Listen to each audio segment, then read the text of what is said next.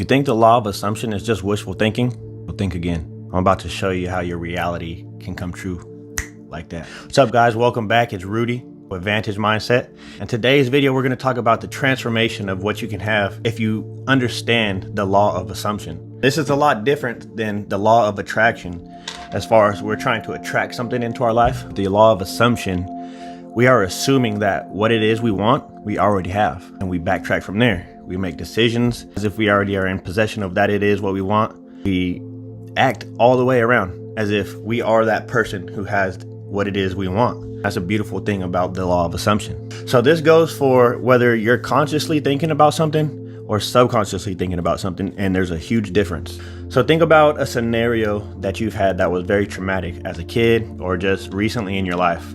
Let's say, for example, as a kid, I got pushed into a swimming pool and I couldn't swim at the time. And so I was freaking out, feeling like I was gonna die, drowning. And so my subconscious mind remembers that experience. And so now anytime I go into a water that's deep, I get super fearful. A lot of those emotions from that experience come flooding back. And think about it. Would I consciously want to have those feelings? Like if I could choose to be scared and fearful in the water, would I want to? No, I don't think I'd want to, and I don't think you'd want to either. So why is it that we continue to have these emotions pop up? Well, it's because of the subconscious mind. This is what drives us. The more that we practice the subconscious mind, we put in good emotions, good thoughts into what it is we want, our outcomes, our results. That's what's going to manifest. Think about it. It's just like a muscle. The more you work out a specific muscle, you break it down more and more. You push it to its point. You make it listen to you. You're going to start seeing results. That muscle is going to get stronger. It's going to look better, feel better, respond better to certain situations. And it goes and it goes and it continues to stockpile all the way down. So yeah, I want to go back to talking about the differences between the law of attraction and the law of assumption. So let's say I'm trying to attract a certain specific car into my life that I really want. It's my dream car. I know that in the right type of situation, I could afford this type of dream car, but it has to be the right deal. And so what I want to do is, in the law of attraction, I want to try to attract that kind of car. So I'm going to think about the color of the car, type of rims that it has, size of rims, the interior color, the exterior color, whether it's a V6 or a V8, how many miles does it have? I want to be as specific as possible. So that's what I'm trying to attract. But when it comes to the law of assumption, let's say I assume that I already have that car, or I assume I'm successful enough to own that type of car. And so when I go into my business, let's say right now I own multiple businesses, but let's talk about the cleaning company. So I have a janitorial company, and if I assume that my business is going to be systemized correctly and that we are going to deliver the results that we promise, I can continuously go out because I assume that everything's going to be great. So when I have conversations with these business people, I don't have to feel like I'm fabricating a lie and over delivering something that I don't feel like I can deliver to. Okay, going back to the example of the car now. So the law of attraction versus the law of assumption is that I know this car is already in my possession. It's just a matter of when. So I'm making decisions. I'm finding new accounts that is going to fund this car because I'm thinking about how much the monthly payments are going to be plus gas and insurance. So let's say it's $1,000. Well, I am going to assume that an account that is going to cover that is already in my possession. I promise you within a little bit of time, that account is going to transpire and I'll have possession of that car, all because of the law of assumption. So I want to give you guys a real life example. Someone that I believe most of us all know. And if you haven't heard the story yet, it's actually a really great story, but it's the story of Jim Carrey. Back in the 1990s at some time, before he hit it off really big, Jim Carrey wrote himself a check for $10 million. And said, I'm going to get this amount of money by this date. And he kept it in his wallet every single day.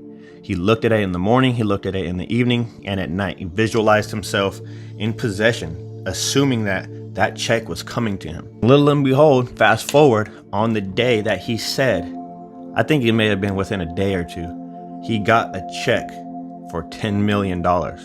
Just before Thanksgiving 1995, I found out that I was going to make $10 million. You can sit here and you can call it coincidence. That's fine. I'm not here to try to beg you to think a certain way, but I'm just here to tell you that this stuff is real. I've done it myself. There's been hundreds, if not thousands of other people who all claim that the law of assumption works. If you have faith, you believe in God, and know that if whatever it is you assume that you want, If it aligns with God, I promise you it will transpire if you stay faithful to that thought and you live in that state imagined 100% of the time. It'll come true, I guarantee you. So pause right here. If you haven't yet, please subscribe to the channel. I got so much game for you guys, so many plays. I spent the last 10 years studying life and business strategies that help people, not just get successful, but do it in a very systematized manner and do it more efficiently. And so that's everything that I'm giving you guys. I went from negative $50,000 in debt, broke, to 3 years later doing over $1 million in business. And I want to show you guys everything I learned because I've done a rinse and repeat to that with multiple businesses. But back to the video. So in order to do this, first what we must do is get the desired outcome of what it is you want. Like I said, let's say for me, I want to be known as one of the go-to people in the life coaching space or in the speaking space. So let's say like a Tony Robbins. So what I'm gonna do is I'm gonna study what does Tony Robbins do on his daily basis? Like how does he wake up? What's his routine like?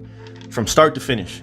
What does he do to motivate himself? What is he eating? How is he exercising? Like, I want to envision as much as possible if I know that's the life that I want. And then I assume that I am going to attain that because I'm going to start making decisions just like Tony Robbins. I'll make decisions to do his routine. Little and behold, I'll become just like that because I am making decisions because I've assumed that that's already true. When you think about it, it sounds kind of weird because you're like, well, how can I make myself believe something that's not yet there? Think about it. This was first in somebody's mind. They assumed this to be a reality and they made it a reality. This is not called the law of manifestation, the law of attraction. This is the law of assumption.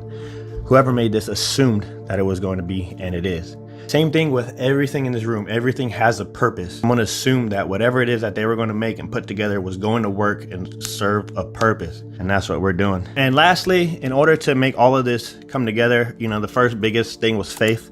You must be faithful to God. You must be faithful that your vision aligns with His, because when you know that you're doing this for yourself and for God, it's like a bulletproof system, fail-proof system. It works all the time.